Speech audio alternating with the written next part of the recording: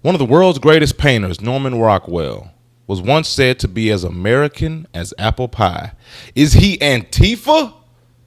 People are starting to say, bro, it's Antifa, and this is coming straight from his family. Let's get into why we are talking about this. I'm Joshua Black. Welcome to the channel.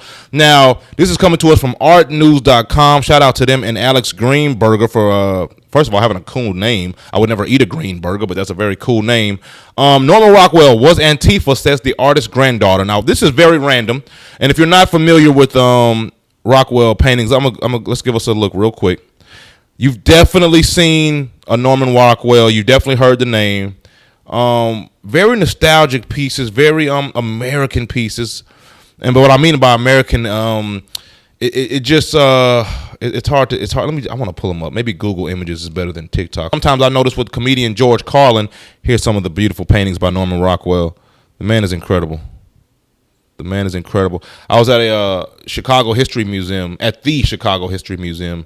and I saw one of his paintings, several of his paintings, and that's when I went down a deep dive of Norman Rockwell. I saw the clock painting, the painting of the woman kicking over the gasoline that was supposed to have started the Chicago fire. That's a whole nother episode. But anyway, man, the man is incredible. He's great, and he has a lot of these paintings of these these better times. Like he'll paint Thanksgiving, or he'll paint he painted like the Chicago clock, things that just kind of remind you of a beautiful America. Now, of course, MAGA sees this as like a nostalgic piece to where when America was great, as they say in their slogan, "Make America Great Again." A lot of Rockwell's paintings paint this fantasy, beautiful version of America, quite honestly. And it's a lot of white family photos, a lot of white family pictures. Now, of course, later in Norman Rockwell's life, he starts aiming at more of the segregation and the racism that he sees because he does not like it. Of course, he's not a conservative, and I don't want to speak for the man, but his work started moving more towards civil rights as time passed on. And I believe he understood the power of his pen, if you will, or his paint. And he painted this. You've seen, I'm sure, of this horrible segregation times. Let's pull this up. This is called "The Problem We All Live With," classic piece. So, you know, the man was not a fascist, to say the least. Now, so when recently MAGA has been trying to use his stuff in campaigns, specifically the Department of Homeland Security. This is coming. Okay, let's read this. It says the headline reference the Department of Homeland Security's over the summer "Protect Our American Way of Life," which accompanied a crop version of Norman Rockwell's paintings, "Salute the Flag." So they're taking a salute and they're taking some of the imagery of Norman Rockwell and saying we need to protect this version of ourselves before all the blacks and the gays and the trans take it from us, and the lib cucks and all, whatever they call the left. They're trying to use this painting, as they do a lot, and you'll see a lot of times musicians will come out and say, hey, why'd y'all use my song? I don't like y'all. Because they'll take a song and say, okay, this can be our anthem. And a lot of musicians fall off and then go Republican. We're seeing that here now, and we've seen it quite often. A lot of people fall off, sometimes in the black community, unfortunately. May God rest their soul, or bless their soul.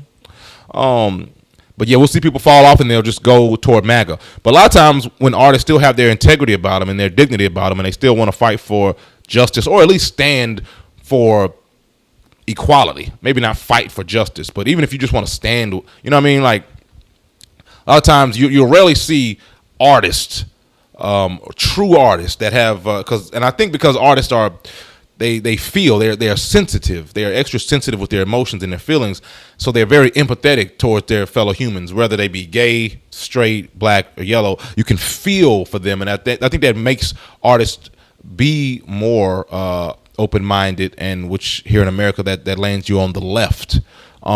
So let's get how this made him Antifa. This is his granddaughter saw his granddaughter. This is Norman Rockwell's granddaughter. She saw a lot of this magnification of this man's work and got pissed.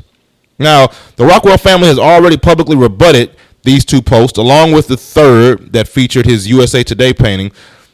The family wrote, if Norman Rockwell were alive today, he would be devastated to see that his own work has been marshaled for the cause of persecution toward immigrant communities and people of color. One time for the family. We'll cheers to that. Cheers to the family, the Rockwell family. All right. They used the paintings as though his works aligned with their values, i.e., promoting this segregationist vision of America. And so, of course, we were upset by this. This is the family, because Norman Rockwell was very clearly anti-segregationist.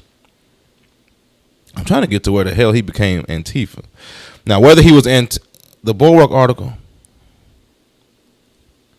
Hold on. Whether he was Antifa in the sense of a left-wing Antifa movement that the President Donald Trump recently declared a terrorist group, or more broadly anti-fascist, is less certain. Though he did make works about the fight against fascism abroad. He said, I just can't paint a picture unless I have my heart in it.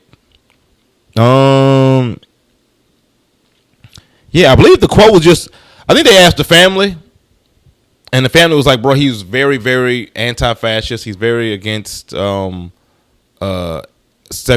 and segregationist. And this is kind of what the right is pushing.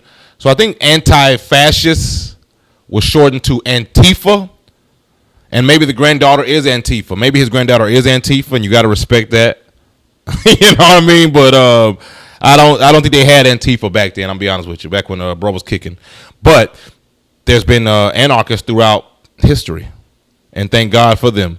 But anyway, man, shout out to Norman Rockwell, and I think I wanted to talk about this because it's important when I hate to call them evil forces, bro, but let's just call them lame. When lame people take cool art and try to make it like racist or like weird or like, it's like, bro, you know he wouldn't have liked that. It's like using MLK and saying like,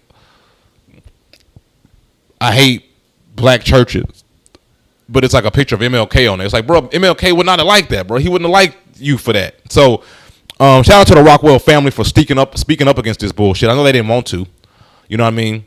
But I'm sure as the Rockwell family, I got white friends that tell me sometimes, they'll be like, bro, sometimes other white people think I'm racist. And it's weird because they'll be like, hey, I hate this group, don't you? Or they'll say something like, they'll nudge them. And they'll be like, ugh. So I can imagine the Rockwell family being out and then seeing like some conservatives or something being like, hey, we're together, we're protecting America. And they're like, ugh, what do you mean? Protect you? What the hell? We ain't about that. And they probably had to speak about it. But anyway, shout out to the Rockwell family, man. I don't believe he was Antifa, but I do believe he was anti-fascist. I do believe he was a anti-segregationist. I think he was anti-racist. And so I think with all those qualities, there's no way in hell he could be MAGA. Because if MAGA embraces racism. And that's their right to do. But I'm just saying, let's just be real about it. Like, I don't think bro liked that. There's plenty of people that did like racism. There's Kid Rock. I know the Gen Z is like, who's that? And I don't know how to describe him. He's like, you got to think of like you got to think like you driving, you ever been to downtown and then somebody taps you on the shoulder and says, let me get 5 cents. You like, what? And they're like, let me get 5 cents. And they don't have on any underwear or pants. And you realize they're insane and homeless and probably dangerous. Think about that person. And that's pretty much, bro. Anyway, I'm Josh Black, man. Thank y'all so much for tuning in. We got new episodes of this show every single day. Subscribe, like, and comment. It's free, and it helps the channel.